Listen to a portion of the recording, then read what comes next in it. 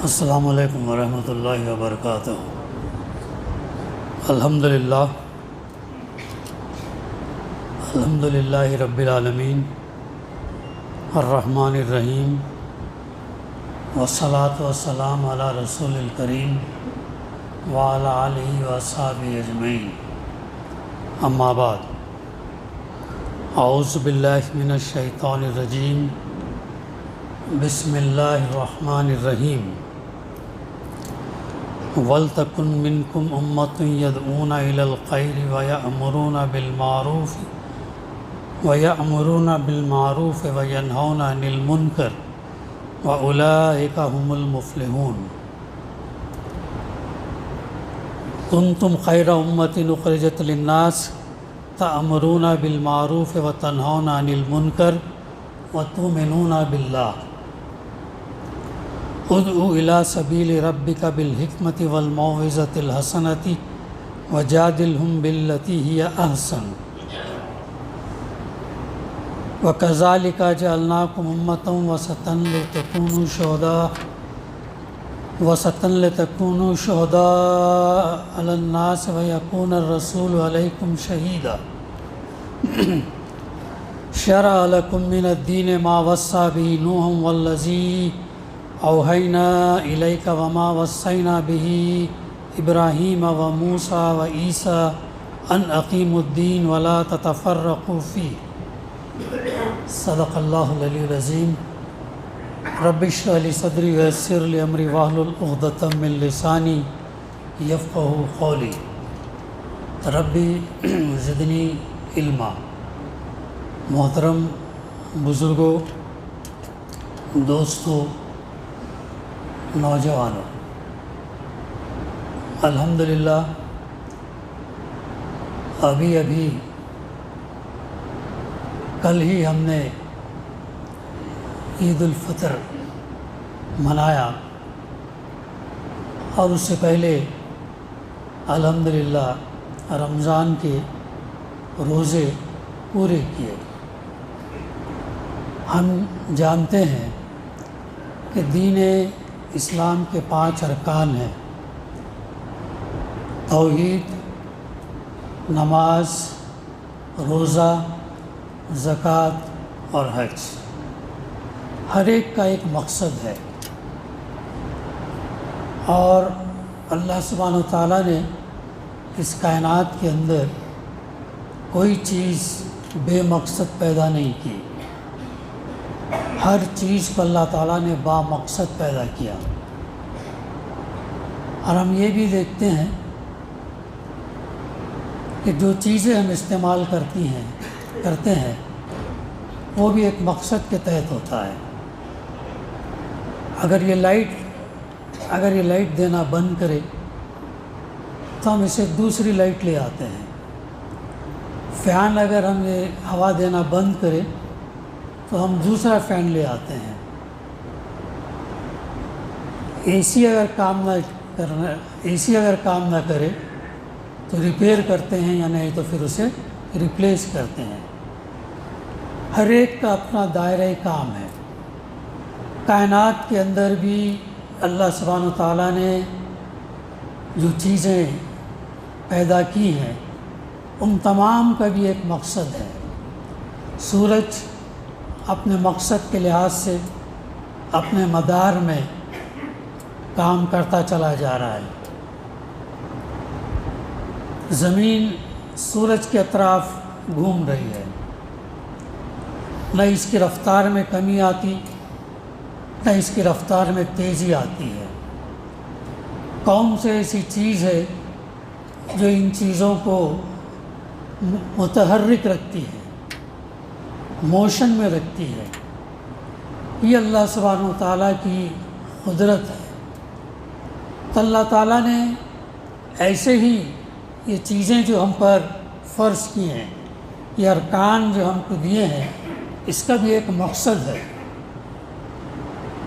توحید کا مقصد یہ ہے کہ تمام انسان ایک اللہ کی بندگی کریں، اس کے ساتھ کسی اور کو شریک نہ ٹھہرائیں، نہ اس کی ذات میں، نہ اس کی صفات میں، نہ اس کے اختیارات میں، نہ اس کے حقوق میں۔ اس کا تقاضا ہے، اگر یہ اس کے خلاف اگر ہم کریں گے تو گویا ایک ظلم ہوگا، اور اسی لیے شرک کو بڑا ظلم کہا گیا ہے، ظلم عظیم کہا گیا، بڑا گناہ ہے۔ وہ مالک کیسے برداشت کر سکتا ہے؟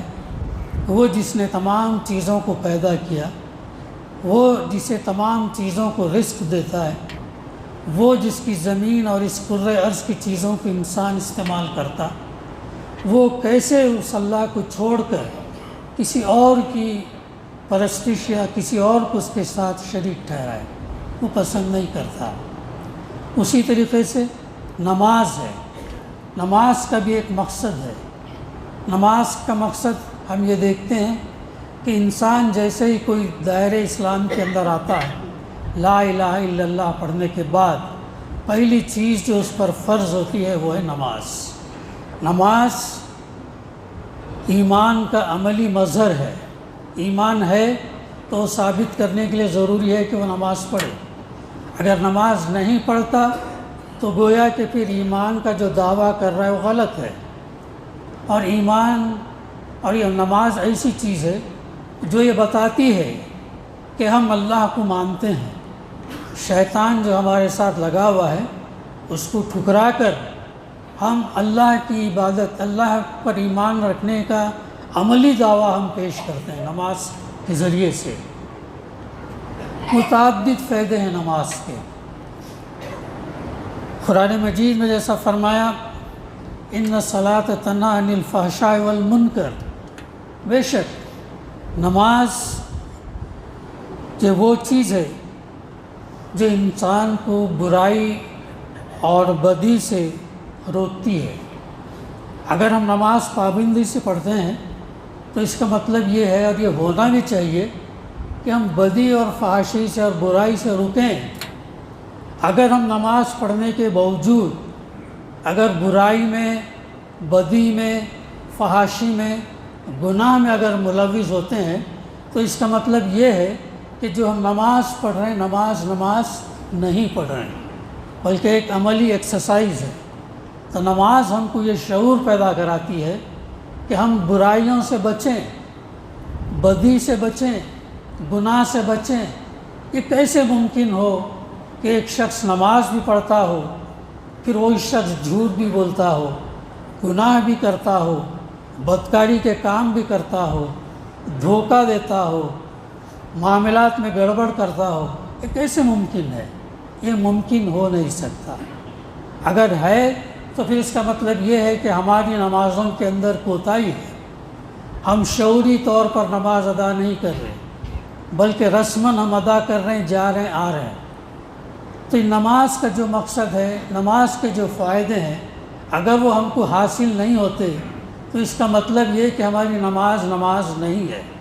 مجھے اور ہم تمام کو اس کا جائزہ لینا چاہیے کہ اگر ہمارے اندر کوئی خامی ہے اور اس سے وہ چیز نہیں جاتی تو پھر نماز کا جائزہ ہم کو لینا ہے۔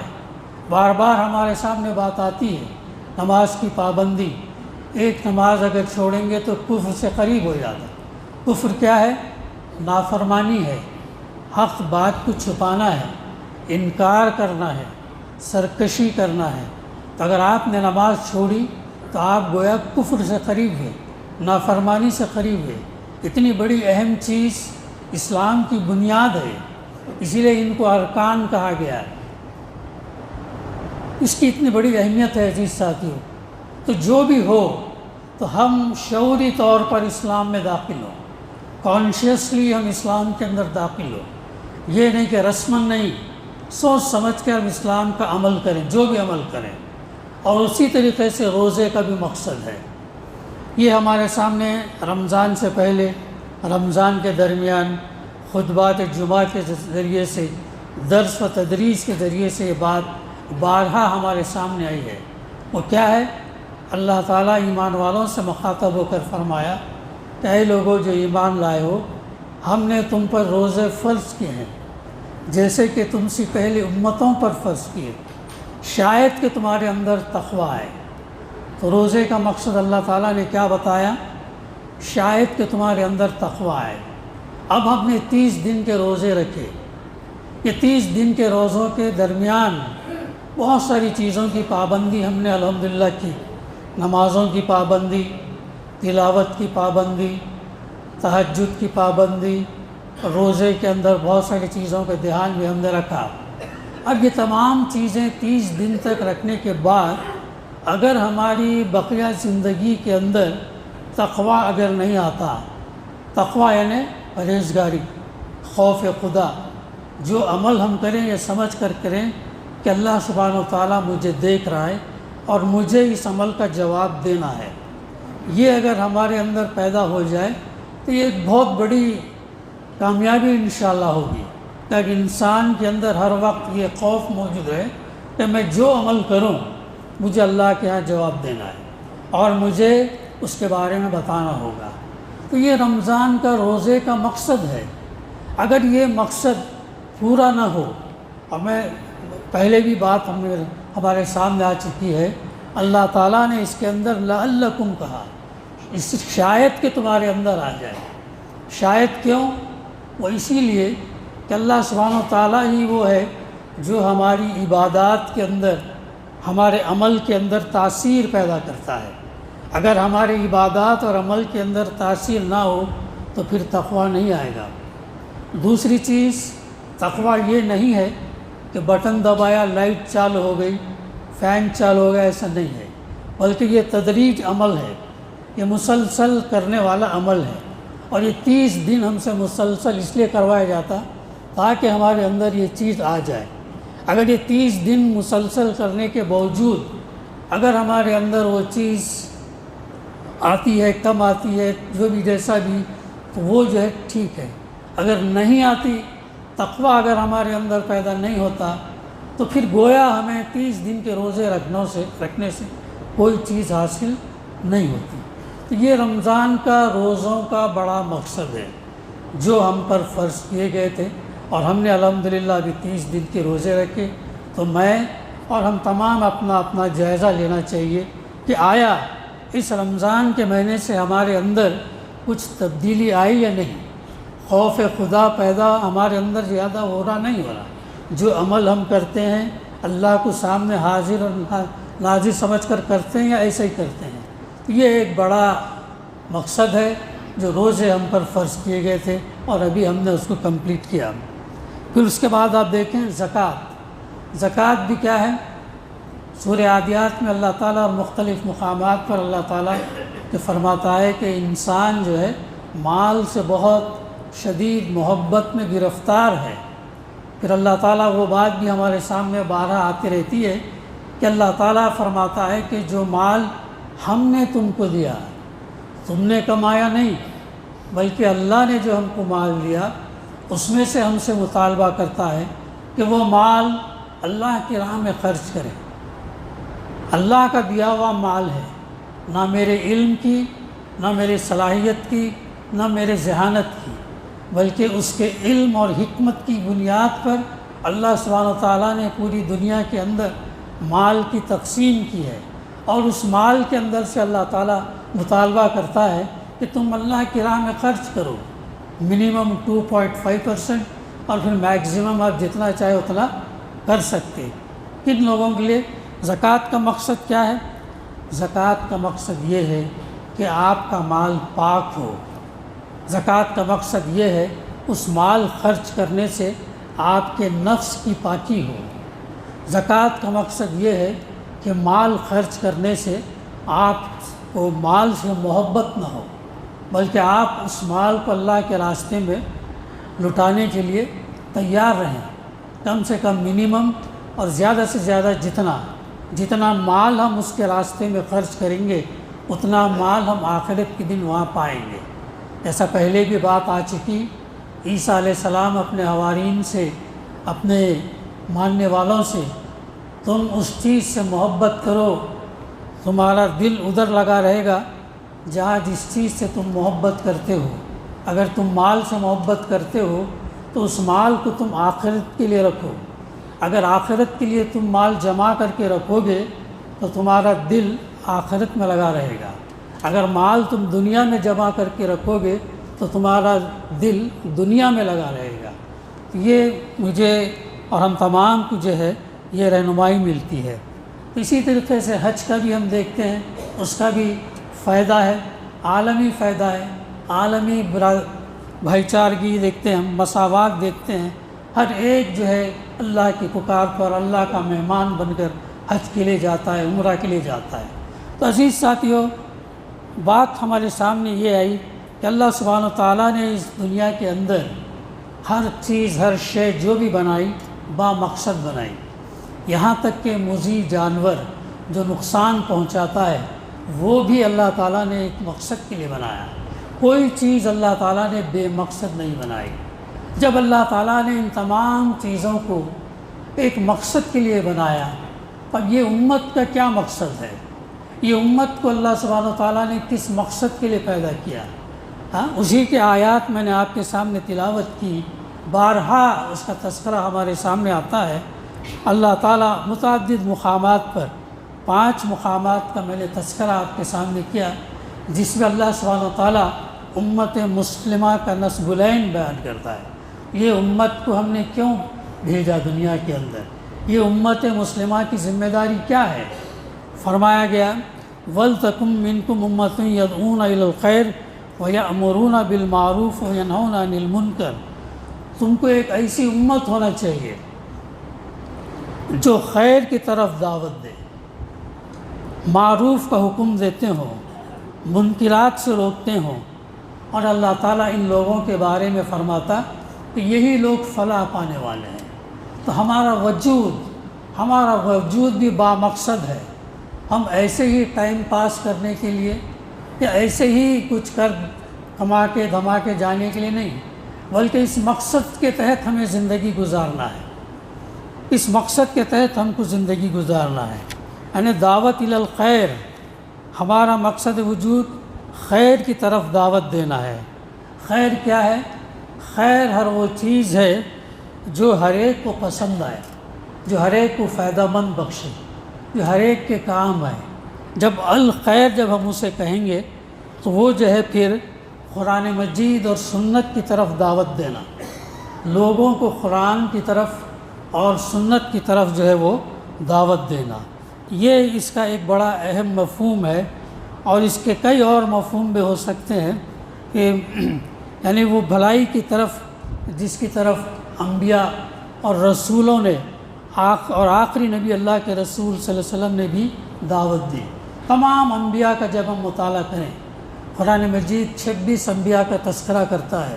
26 انبیاء کا جب ہم تذکرہ، ان کی سیرت مختلف مقامات پر اللہ تعالیٰ نے تذکرہ کیا، ان کا مشن کیا تھا، ان کا پیغام کیا تھا؟ کیا وہ ایک کوئی حکومت قائم کرنے کے لیے آئے؟ کیا وہ دولت کما کر پراپرٹی بنانے کے لیے آئے؟ کیا کام کے لیے آئے تھے؟ ابراہیم علیہ السلام نے جب اولاد کے لیے دعا کی، کس لیے کی؟ وہ اس مشن کے لیے کی، یہ دعوت الی الخیر کی طرف کی، لوگوں کو راہ راست پر لانے کے لیے جو ہے انہوں نے اولاد کی تمنا کی۔ اور وہ مشن کیا ہے؟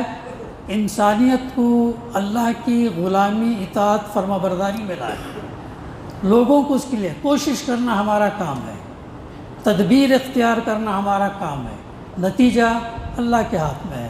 اب جب ہم چیز جانتے ہیں، جب ہمارے سامنے بات آئی ہے تو ہمیں کوشش کرنا ہے، حتی الامکان ہمیں کوشش کرنا ہے۔ یہ تو صرف نماز، روزہ، زکوٰۃ، حج، یہ تو ہمارے کوالیفائنگ کرائیٹیریا ہے، مسلمان بننے کے لیے ضروری ہے، یہ تو ہونا ہی چاہیے۔ یہ ہوگا ہی تو پھر آگے کا ایک کام ہوگا، اگر یہ نہیں ہوگا تو پھر آگے کا نہیں ہوگا۔ تو وہ جو ہے، تو یہ جو چیز ہمیں تیار کرتی ہے ایک بڑے مقصد کے لیے، یہ جو تربیت ہمیں جو دی جاتی ہے نمازوں کے ذریعے سے، روزوں کے ذریعے سے، زکوٰۃ کے ذریعے سے، ایثار، قربانی، اور یہ چیز جو ہے یہ اس بڑے کام کے لیے، بڑے مشن کے لیے، تاکہ جو ہے لوگوں کو اللہ کی اطاعت اور اس کے رسول کی اطاعت کی طرف لوگوں کو بلائے۔ یہ ہمارا مشن ہے، یہ امت مسلمہ کا کام ہے۔ لیکن آج ہم دیکھتے ہیں کہ کن کن مقاصد کے اندر امت بٹی ہوئی ہے۔ کسی کے سامنے تعلیم کا یہ ہے، کسی کے سامنے کچھ اور اکنامی کا ہے، کسی کے سامنے ہیلتھ کا ہے، کوئی اور کچھ اور پولیٹیکل ایشوز لے کے چلا ہے، یعنی بے مقصد بے ڈائریکشن کام یہ کری۔ قرآن اور سنت اللہ کے رسول صلی اللہ علیہ وسلم ہم کو بتاتی ہے کہ تم کو کرنا کیا ہے، یہ کلیئر چیزیں ہیں، کلیئر انڈیکیشنز ہیں۔ اس کے باوجود بھی اگر ہم بھٹکیں گے تو پھر نہ اللہ کی اور نہ اللہ کے رسول صلی اللہ علیہ وسلم کی غلطی، بلکہ ہماری کوتاہی، ہماری غفلت، ہماری جو ہے ناسمجھی اور ہماری غلط سوچ جو ہے وہ یہ چیز ہے۔ تو اس کا دوسرا مفہوم اس کا یہ بھی ہے کہ ہمارے زندگی کے تمام لمحات اور پوری زندگی میں زندگی کے تمام مراحل اور تمام حالات کے اندر اللہ اور اس کے رسول کی پیروی کرنا، ہر چیز کے اندر۔ صرف اللہ سبحانہ و تعالیٰ کے احکام مسجد کی حد تک نہیں ہے، مسجد کے باہر بھی ہیں۔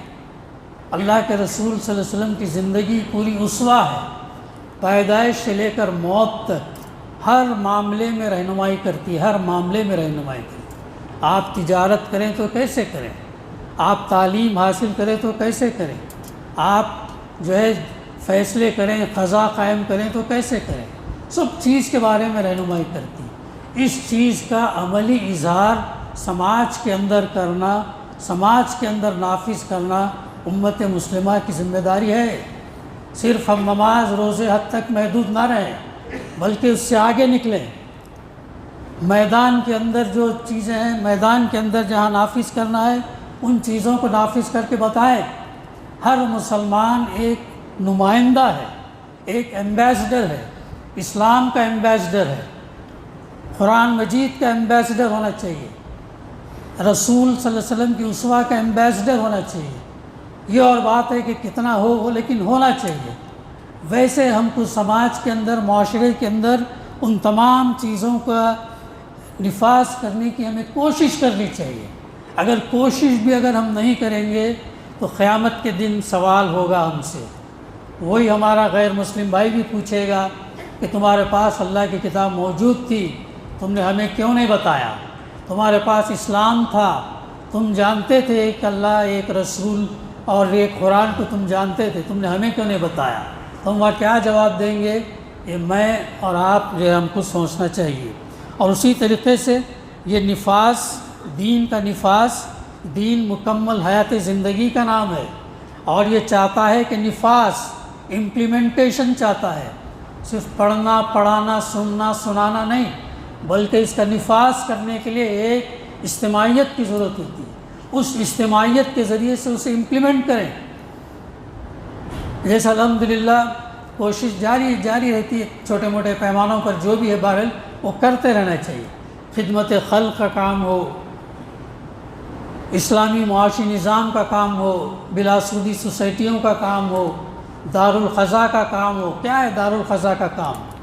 دارالقضا کا کام وہی ہے، شرعی طور پر اسلامی فیصلے دینا، قرآن اور سنت کی روشنی میں فیصلے دینا ہے، بجائے انسان کے بنائے قوانین کے اللہ اور اس کے رسول کے بتائے طریقے پر فیصلے دینا ہے۔ یہ تمام کام چھوٹے موٹے ہیں، لیکن اس کا نفاذ عام طور پر معاشرے میں جو اس کا یہ ہونا چاہیے۔ پھر ہماری روزی روزگار کمانے اور خرچ کرنے میں، یہاں تک کہ سیاست بھی اسلام کا ایک جز ہے۔ سیاست گندی کہہ کر اگر ہم چھوڑ دیں گے تو پھر گندے لوگ اور اس گندگی پھیلائیں گے۔ سیاست کی جگہ ہمیں اسلامی سیاست لانی چاہیے۔ اسلامی ریاست کا نظام جو اللہ کے رسول صلی اللہ علیہ وسلم نے مدینہ میں قائم کیا تھا، جانے کے بعد 13 سال کے بعد مدینہ میں اللہ کے رسول صلی اللہ علیہ وسلم ایز اے سیاستدان، as a leader, as a commander, as a معلم، تمام اللہ کے رسول صلی اللہ علیہ وسلم نے پھر وہ پورا سسٹم آپ نے یہ کر کے بتایا۔ اس سسٹم کو قائم کرنا ہے، نہ یہ کہ جسٹ ہم فالو کرتے جائیں۔ ہم کو بتانا ہے کہ اسلام نے جو نظام دیا، جو 900 سے 1000 سال دنیا میں رائج رہا، عثمانیہ خلافت 1923 میں ختم ہوئی۔ خلافت کیا تھی؟ خلافت کے اندر دین کا نفاذ ہی تھا، چاہے جس شکل میں ہو۔ ہمیں بتانا ہے کہ اسلام قرآن اور سنت کی بنیاد پر 900 سے 1000 سال تک دنیا میں عروج پر رہا، اور اس دوران دنیا میں امن رہا، سکون رہا۔ جب وہ چیز ہٹے گی تو پھر فساد برپا ہوگا۔ انسان جب فساد برپا کرے گا تو اللہ کا جو میزان ہے، اللہ کا جو بیلنس ہے، اللہ نے جو توازن قائم کیا ہے، وہ توازن کے اندر بگاڑ پیدا ہوگا۔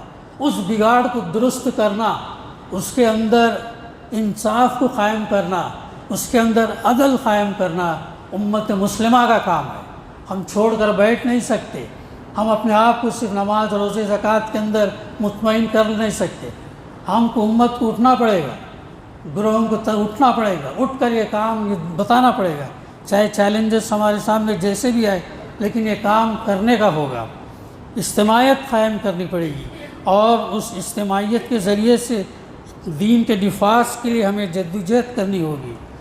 پھر ہم دیکھیں صلح اور جنگ میں قرآن اور اللہ کے رسول صلی اللہ علیہ وسلم کی تعلیمات کیسی ہیں، خوشی اور غم میں کیسے ہم کو رہنمائی کرتا، انفرادی اور نجی زندگی، ازدواجی زندگی، قومی ملکی زندگی، پرائیویٹ پبلک لائف کے اندر اللہ اور اس کے رسول کی اطاعت کرنا۔ تمام نبیوں اور پیغمبروں نے اسی کی دعوت دی، اور اسی کی طرف انسانیت کو بلانا ہے، کوشش کرنا ہے۔ کوئی ضروری نہیں کہ بالکل پورا یہ ہو جائے، لیکن ہماری کوشش، ہماری ایفرٹس، اور یہ ہمارے اوپر ہے۔ ہم جانتے ہیں ہم کتنا کر سکتے ہیں، اور قیامت کے دن اسی ہماری کیپیسٹی، ہماری ایبیلٹی کے بنیاد پر جو ہے انسان سے سوال جواب ہوگا۔ تم یہ جانتے تھے تو تم نے کیوں نہیں کیا؟ تم یہ کر سکتے تھے لیکن تم نے کیوں نہیں کیا؟ تو وہاں پر ہمیں جواب جو ہے دینا رہے گا۔ اسی لیے کم سے کم کوشش تو اگر ہم کریں، ہو سکتا ہے کہ اس کوشش کا عذر پیش کر کے ہم جو ہے بچ سکتے ہیں۔ اگر کوشش بھی ہم نہ کریں تو پھر جو ہے پھر اللہ سبحانہ تعالیٰ کے سامنے کیا جواب دیں گے، ہمیں سوچنا ہوگا۔ اس کا دوسرا مفہوم یہ ہے کہ تمام بھلائیاں، تمام خوبیاں، تمام اچھائیاں پھیلانا اور ان کی اشاعت کرنا، ان کو پھیلانا، ان کی طرف تمام انسانیت کو بلانا اور بلاتے رہنا، یہ امت مسلمہ کا کام ہے۔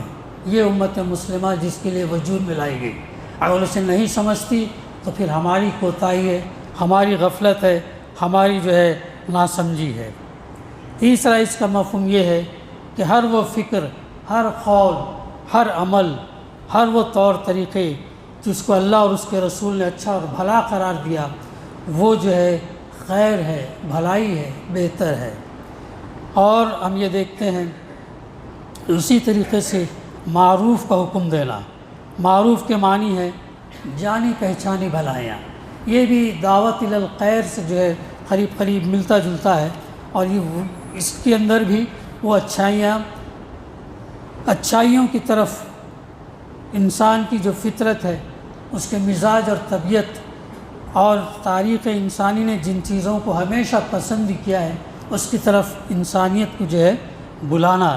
اسلام بھی ان کو بھلا اور اچھا اور جائز قرار دیتا، تو معروف سے جو ہے وہ دراصل تمام بھلائیاں مراد ہیں جن کا تذکرہ ابھی بھی ہم نے خیر میں کیا۔ خاص اور متعین بھلائیاں بھی اس سے مراد ہے۔ معروف کا حکم دینا ہے، آرڈر کرنا ہے، صرف بولنا نہیں بلکہ آرڈر۔ آپ جانتے ہیں کہ آرڈر کرنا کب آتا؟ جب اقتدار، پاور جب آتا ہے تو جو ہے آپ حکم کر سکتے ہیں۔ اور یہی وجہ ہے کہ اقتدار، طاقت، قوت، عملہ، فوج، یہ سب چیزیں ہوتی ہیں تو حکومتیں من مانی چیزیں منواتی ہیں، چاہے آپ کتنے بھی اس میں ہو، کتنے بھی سچ ہو، کتنے بھی حقائق کی بات پیش کر رہے ہو، لیکن جھوٹ کو جب اگر پھیلانا ہے تو ان ذرائعوں سے، اقتدار کے ذریعے سے، طاقت کے ذریعے سے، قوت کے ذریعے سے، اقتدار کے ذریعے سے، حکومت کے ذریعے سے پھیلے جاتے ہیں۔ تمام اور ہمہ پہلو بھلائیاں بھی مراد ہیں۔ جن چیزوں کو اللہ اور اس کے رسول صلی اللہ علیہ وسلم نے بھلا قرار دیا ہے، وہ بھلائیاں بھی جو ہے مراد ہیں۔ اس کے بعد ایک اہم چیز ہے منکر۔ منکر سے باز رکھنا۔ مثبت طور پر امت مسلمہ کا اگر نصب العین بھلائیوں کا حکم دینا، اس کی طرف لوگوں کو بلانا ہے، تو منفی طور پر برائیوں کو روکنا، اس سے باز رکھنا، یہ بھی امت مسلمہ کا نصب العین ہے۔ اگر ہم صرف بھلائی کا کام کرتے جائیں، برائیوں کو نہ روکیں گے تو برائی پھر اپنی اس رفتار سے پھیلتی جائے گی۔ اگر بھلائیوں کا معاملہ دب جائے گا تو برائی پھر حاوی ہو جائے گی اور برائیاں حاوی ہو جائیں گی۔ تو برائیوں کا روکنا نہیں، بلکہ قرآن مجید کے الفاظ ہیں، برائیوں کا روکنے کا حکم دینا ہے، آرڈر کرنا ہے۔ اب وہ سوچیں کہ آپ آرڈر کب کس شکل میں آ سکتے ہیں۔ وہ تمام افکار، اعمال، اخلاق برے اور منکر ہیں جو اللہ کے پیغمبروں کی تعلیم کے خلاف ہیں۔ جو بھی اللہ اور اس کے رسول کی تعلیم کے خلاف ہے وہ منکر ہے، وہ برا ہے، وہ صحیح ہو ہی نہیں سکتا، وہ جھوٹ ہے، وہ ناحق ہے، وہ راہ راست سے ہٹ کر ہے۔ پھر جن چیزوں کو اللہ کے پیغمبر اور آسمانی کتابوں نے برا بتایا وہ بری ہیں اور منکر میں داخل ہیں۔ انسانی ضمیر اور فطرت اور تاریخ انسانی نے جن چیزوں، کاموں اور باتوں کو برا جانا وہ سب بری ہیں، اور ان منکرات اور برائیوں سے باز رہنے کی صرف دعوت ہی نہیں دینی ہے، بلکہ اس کے ساتھ جہاں جہاں اختیار اور اقتدار حاصل ہو وہاں وہاں برائیوں سے باز رہنا اور اس کو روکنے کی کوشش بھی کرنا۔ ہم تمام جانتے ہیں کہ اللہ کے رسول صلی اللہ علیہ وسلم نے کیا فرمایا، اگر تم برائی کو دیکھو تو ہاتھ سے روکو، طاقت ہے تو ہاتھ سے روکو، اگر ہاتھ سے نہیں روک سکتے تو زبان سے بولو، اگر زبان سے بھی برائی نہ بول سکتے تو اس کا مطلب یہ ہے کہ تمہارے قلب میں ایمان نہیں ہے۔ یہ چیز ہے تو عزیز ساتھیوں، اور یہ چیز برائی کا ایسا معاملہ ہے، یہ بعض کبھی کبھی فرد بھی کر سکتا ہے، لیکن اکثر اس کے لیے اجتماعیت کی ضرورت ہوتی ہے۔ جتنی اجتماعیت مضبوط ہوگی اتنا جو اس کے اوپر روکا جا سکتا ہے۔ اگر اجتماعیت کمزور ہے، اگر اجتماعیت کے پاس طاقت نہیں، اجتماعیت کے پاس قوت نہیں، اجتماعیت کے پاس اقتدار نہیں، تو پھر وہ برائی کو روکنا صرف زبان سے، صرف اخلاق سے، صرف اس سے نہیں ہوتا۔ جہاں پر قوت لگتی، جہاں پر طاقت لگتی، وہاں پر وہ چیز اس کو استعمال کرنا، برائی کے لیے جو ہے روکنا بہت ضروری ہے۔ تو عزیز ساتھیوں، یہ چند باتیں تھیں جو ہمیں جو ہے دھیان رکھنا چاہیے، اور ہمارا مقصد جو ہے اس کی طرف ہمیں الرٹ ہونا چاہیے، یعنی ہمیں داعی امت بننا چاہیے، خیر امت بننا چاہیے، خیر امت وسط بننا چاہیے۔ دین اور اقامت دین کے نصب العین پر امت کو جمع، متفق اور متحد کرنے کی پوری کوشش اور سر دھڑ کی بازی لگا دینا چاہیے۔ دین اور اس کی اقامت کے نصب العین میں تفرقے پیدا نہیں کرنا چاہیے۔ دین کی اتباع اور اقامت دین کی جدوجہد کے نصب العین پر اکٹھا ہو کر مسلمان پھوٹ اور انتشار سے بچ کر کامیابی اور کامرانی سے ہمکنار ہو سکتے ہیں۔ اگر ہم اس ڈائریکشن میں سوچیں، عمل کریں، اپنے آپ کو ڈالیں، اپنا وقت لگائیں، اپنا مال لگائیں اور اب قربانی دینے کے لیے تیار ہیں، تو انشاءاللہ پھر وہ چیز جو ہے حاصل ہو کر رہے گی۔ دعا ہے کہ اللہ سبحانہ و تعالیٰ ہمیں کہنے سننے سے زیادہ عمل کرنے کی توفیق عطا کرے، اور جس مقصد کے لیے ابھی ہم نے روزے رکھے تقوی حاصل کرنے کے لیے، وہ چیز اللہ تعالیٰ ہمارے اندر پیدا کرے۔ ربنا تقبل منا انک انت السمیع العلیم وتب علینا انک انت التواب الرحیم، وصلی اللہ تعالیٰ علی خیر خلقہ وعلی آلہ وصحبہ اجمعین، والحمد للہ رب العالمین۔